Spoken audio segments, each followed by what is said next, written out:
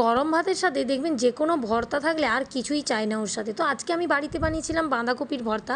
খেতে কিন্তু দুর্দান্তই লেগেছিলো। আর আমি যেরকমভাবে বানাচ্ছি এইরকমভাবে করবেন তো টেস্টটা আরও বেড়ে যাবে।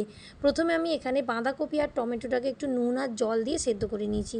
এখানে আমি হাফটা বাঁধাকপি আর হাফ টমেটো নিয়েছি। টমেটোটা আপনারা একটাও গোটা দিতে পারেন।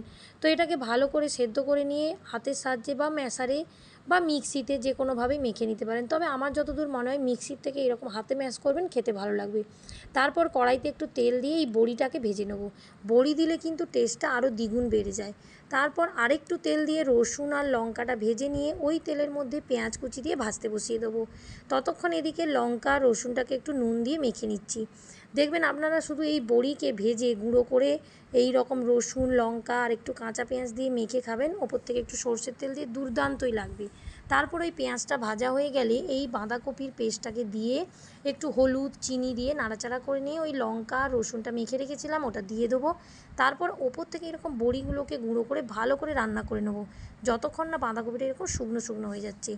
এইবারে কাঁচা পেঁয়াজ সর্ষের তেল দিয়ে পরিবেশন করুন গরম গরম ভাতের সাথে।